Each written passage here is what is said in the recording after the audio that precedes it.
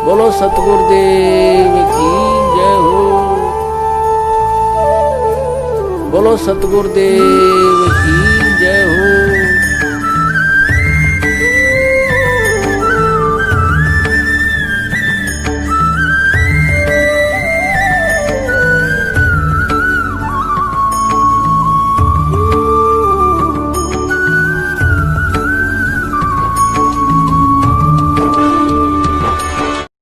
Hello.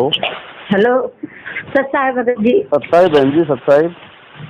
Bhagat ji, हम थोड़ी सी आपसे जानकारी चाहते थे। बताइए। हमने जैसे मंत्र ले लिया है तो हम जाप करते हैं जी। और हमारे ससुर का चौथ पाटा है परसों, और सब लोग परिवार में कहते आना पड़ेगा तुम्हें जी। और घर के बड़े हम ही हैं, तो कह रहे तुम करना कुछ नहीं लेकिन आ तो सकती हो, बनवा सकती हो, खिला पिला सकती हो। बहन जी, ये चौथ पाटा क्या होता है? जैसे वो खत्म हो गए थे, 4 साल हो गए, अब चौथ पाटा हो रहा है। नहीं बहन, उसमें तो बिल्कुल भी नहीं जाना अपने को, बिल्कुल भी। यदि आपके परिवार में ही हो, मान लो आपका एक ही घर है और उस घर में यदि मान लीजिए आपने नाम ले लिया और बाकी ने नहीं लिया, और वो यदि उसको मना रहे हैं, तब तो आपको रहना अपने घर में ही, जाओगी कहाँ? इसके अलावा आपने स्पेशल कहीं नहीं जाना बहन जी उस प्रोग्राम में। अगर आपका कोई देवर या जेठ उस चीज को मना रहा है और कहीं आपसे अलग रहता है तो आपने वहां नहीं जाना, चाहे वो खुश रहे चाहे वो नाराज रहे। लेकिन हम रहते तो किराए से लखनऊ में हैं। तो बहन आप मत जाओ, बिल्कुल मत जाओ बहन, मालिक का सख्त आदेश है। इन चीज देखो, जब तक हम इन लोगों को सहयोग देंगे किसी भी तरीके से बहन जी, तब तक ये रीति रिवाज नहीं छूटेंगे, और जब तक ये रीति रिवाज नहीं छूटेंगे तो तब तक हम, मालिक कहते हैं ना कि छोड़ देना पछलियों की रीत सतगुरु तारेंगे, तब तक बहन जी हम परमेश्वर के नजदीक नहीं होंगे।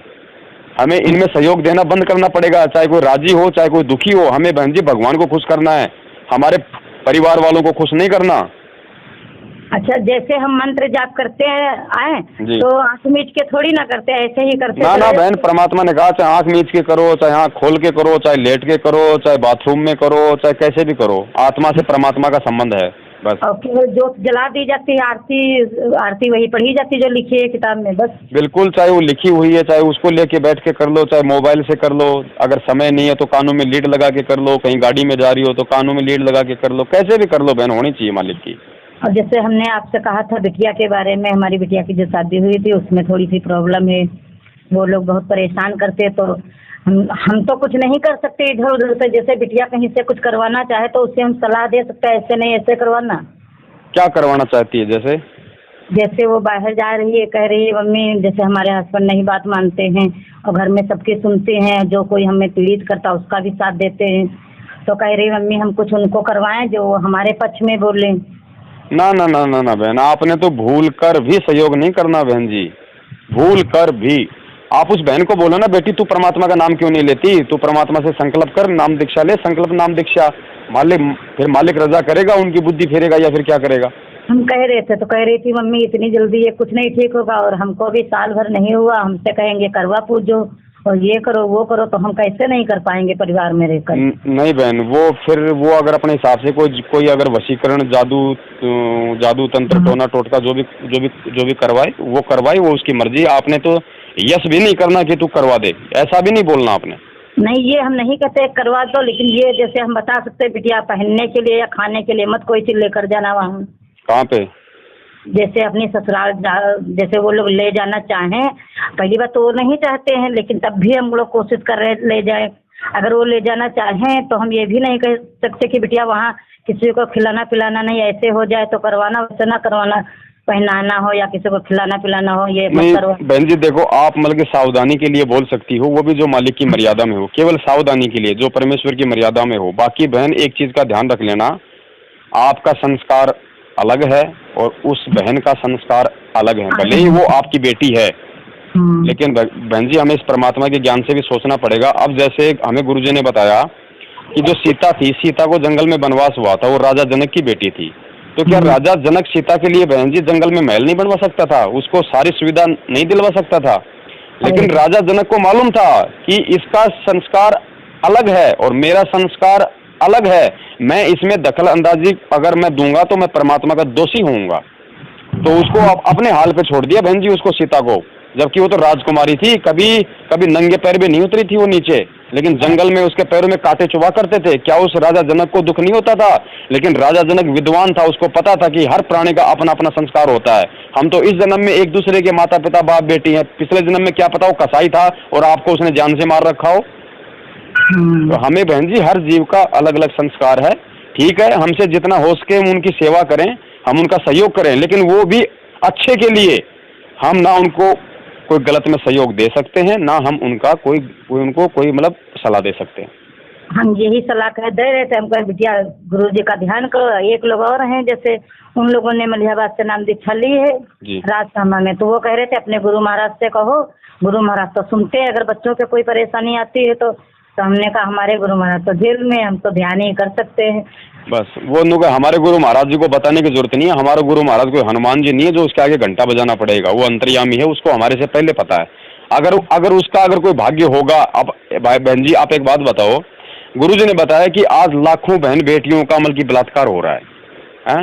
तो परमात्मा उनको क्यों नहीं बचा रहे भाई? और उसको द्रौपदी को क्यों बचा लिया? उसकी मतलब की साड़ी भी नहीं उतरने दी। बहन जी ये जिसकी जितनी बैटरी चार्ज होगी, जिसका जितना कोई मतलब की पुण्य कर्म होगा, उसी हिसाब से तो भगवान रक्षा करेगा।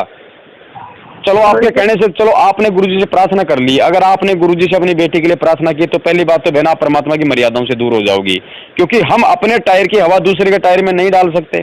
और गुरुजी ने अगर आपकी प्रार्थना पे अगर उसकी रक्षा भी कर दी तो बहन तेल तो हमेशा तिलों में से निकलता है। परमात्मा आपकी भक्ति में से ही उसकी रक्षा करेगा। तो आपने तो अपना नुकसान कर लिया, और क्या पता उसने भाई आपकी भक्ति से परमात्मा ने उसकी थोड़ी सी रक्षा कर दी, क्या पता 2 महीने बाद और कोई ज्यादा वो कर्म की मार हो उसके ऊपर, फिर क्या करोगी?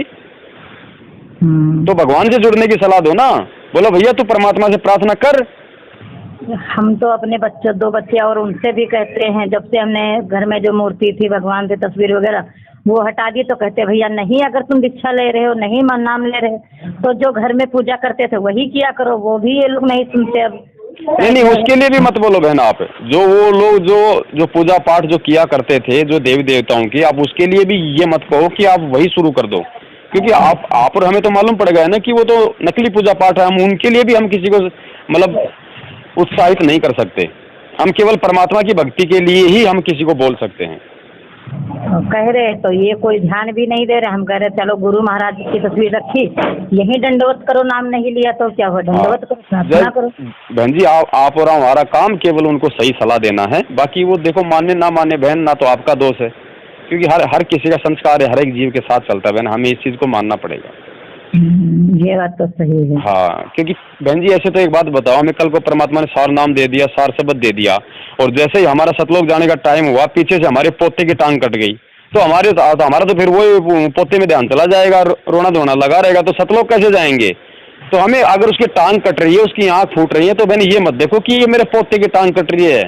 गुरुजी ने बताया बेटा वो मेरी आत्मा है, और कौन सी आत्मा का क्या संस्कार है और उसको कब ठीक करना है, कैसे उसका इलाज करना, ये मेरे हाथ में है। तुम किसी का ठेका मत लो। अगर तुम कल को मर गए तो तुम्हारे बच्चों को कौन पालेगा? आज हमारे आंखों के सामने देख लो, जिसके माता पिता हैं उसके बच्चे तो मतलब आवारागर्दी में घूम रहे हैं, और जिनके माता पिता नहीं है बहन जी, आज वो इतने अच्छे से उनकी परवरिश हो रही है, वो भगवान कहाँ से करवा रहा है? इतने अच्छे पढ़ लिख के और नौकरी लग रहे हैं, तो क्या वो माता पिता ने बना दिया? भगवान सबका माता पिता है। सही बात है। तो बहन हमें, ठीक है आपकी बेटी है, बहुत अच्छी बात है, हमें होता है दुख भी होता है, हमें दर्द भी होता है, लेकिन साथ में ज्ञान को भी आधार बना के चलना पड़ेगा कि भाई ये जो अपना दुख भोग रही है ये अपने कर्मों का भोग रही है। यही हम आपसे पूछना चाहते हैं। और भगत जी जैसे आपके यहाँ बहन जी ने भी दीक्षा ली है। कौन बहन जी ने? आपकी वाइफ ने? हाँ बहन जी, मालिक की दया से पूरा ही परिवार नाम दीक्षा है बहन जी, माता पिता भाई बहन सब मालिक की दया। वो करवा वगैरह नहीं पूछती होंगी? नहीं बहन जी, हम बहन जी हमारा तो सिस्टम अलग है बहन। हम तो इस परमात्मा के अलावा किसी को नहीं पूछते। मुझे तो 5 साल हो गई परमात्मा से नाम दीक्षा ली हुई, 2013 में ली थी। मैं तो आज तक अपनी रिश्तेदारी में भी नहीं गया, ब्याह शादी तो बहुत दूर की बात है। और जब नहीं गया तो आज लोगों ने मुझे बुलाना ही छोड़ दिया। देखो बहन ये भी बहुत बड़ी दया होती है। अगर आप किसी एक रिश्तेदार के यहाँ चली जाओगी और दूसरे के नहीं जाओगे तो फिर सब आपसे नाराज हो जाएंगे कि तू उसके आगे हमारे क्यों नहीं आई। और आप एक रिश्तेदार के यहाँ मत जाओ, थोड़ी सी हिम्मत कर लो, वो रिश्तेदार उस सूचना को आपकी तरफ फैला देगा सभी रिश्तेदारियों में। और जब किसी के कोई रिश्ता न्योता होगा तो पहली बात तो आपको न्योता देगा नहीं, अगर देगा तो आपसे नाराज नहीं होगा, उसको पता कि वो आएगा नहीं। तो हिम्मत बहन जी एक बार कर लो। हम मार यही खा जाते हैं, हम थोड़ा मतलब दब जाते हैं मतलब समाज से दबना पड़ता है। अब जो लोग हमारी लड़की की शादी में कर गए हैं, अगर ना करने जाएं, पहली बेटी हमारी थी, तो कहेंगे ले लिया, देखो वापस भी नहीं किया। नहीं बहन, उनको बोलने दो ना, क्योंकि उनको तो ज्ञान नहीं है ना। अगर हमने उनका खाया है तो उनका ऋण हमारा भगवान उतारेगा बहन। अब उनका ऋण हमारा भगवान उतारेगा। गुरुजी ने कहा ना कि जब ही सतनाम हृदय दे रहे भयो पाप को नाश, जैसे चिंगारी अग्नि की पड़े पुरानी घास। हमारे लेन देन हमारा परमात्मा पूरा करेगा, हम नहीं कर सकते। हम तो खाली इसी जन्म को देख रहे हैं। पता नहीं हमारे जो पिछले जन्म है, उन्हें उन जन्मों में हमने किन लोगों का कितना क्या वो कर्जा लेके खाया हुआ है, कितना किसी का कितना ऋण है, तो क्या वो भी हम चुका देंगे? तो परमात्मा चुकाएगा बहन। हमें फिर उन चीजों से नहीं घबराना चाहिए कि भाई ये बुरा मानेगा कि तू हमारा खा गया, आज तू नहीं आ रहा, वो नहीं कर रहा। दो बात बोल लेगा और क्या करेगा? भक्त का काम तो सुनना होता है, भगत लोग सुन लेंगे। हरिजन तो हारा भरा जीतन दे संसार, गुरुजी कहते हैं ना। तो बहन जी हर स्थिति पे, हर मोड़ पे ज्ञान को आधार बनाना ही पड़ेगा। हाँ। तो जैसे करवा वगैरह हो तो ये जो गुरु महाराज की तस्वीर है, इसको रखकर हम लोग पूजा ना जी, बिल्कुल नहीं करना बहन, बिल्कुल भी भूल के गलती मत कर देना। ये करवा तो क्या, दुनिया की कोई भी पूजा पाठ, दुनिया की कोई भी बार त्योहार, कुछ भी बहन, केवल एक हमारे सतगुरु देव जी के अलावा हमें किसी की पूजा नहीं करनी है, किसी की भी इष्ट देव में। हमारे को इष्ट रूप में कबीर साहिब को भी नहीं पूजना बहन, ध्यान रखना। ये जो फोटो हमें जो दिखाई दे रही है ना, जो ये दाढ़ी वाली, ये कबीर साहिब नहीं है। वो तो पता नहीं कितने रूप बना के आता है, और वर्तमान में साक्षात संत रामपाल जी महाराज जी के रूप में आया। तो कहते ना कि भाई गुरु बड़े हैं गोविंद से मन में देख विचार। तो बहन जी हमारे लिए केवल हमारा सतगुरु ही हमारा भगवान है, हमारा इष्ट है, हमारा सब कुछ है। हमारी करवा चौथ भी हमारा सतगुरु ही है। अगर वो रक्षा, अगर आपके सुहाग की कोई रक्षा करेगा तो वो करवा नहीं करेगा। सबसे बड़ा करवा हमारा संत रामपाल जी महाराज जी है, इसको पूजो, ये करेगा रक्षा। नहीं तो बहन धोखा खा जाएंगे, बड़ी मुश्किल से तो भगवान हाथ लगा है। नहीं तो यही कह रहे, जैसे जो त्योहार पड़े तो हम गुरु जी की तस्वीर रखकर काम कर सकते हैं, पूजा पाठ। नहीं, हमें क्यों मनाना उस त्योहार को? हमारे लिए तो हर दिन हमारा त्योहार है। मालिक कहते ना राम रंग होरी हो।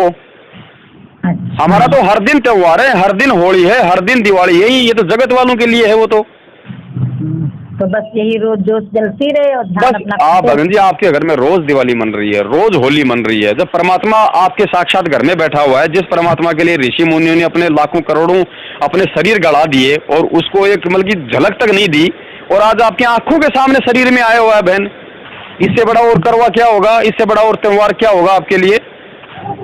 और क्या? कुछ नहीं करना बहन, तभी तो भगवान प्रसन्न होगा। मालिक कहते हैं ना आत्म के आधार, मतलब एक आधार है ये परमात्मा। गरीब अंतर्यामी एक तू आत्म का आधार। इस आत्मा का आधार केवल हमारा सतगुरु है और कोई आधार नहीं है बहन। ठीक है। हाँ जी, परमेश्वर दया करे बहन। यही जानकारी हम आपसे चाहते थे। हाँ, सच्चाई बहन। जय हो बंदी छोड़।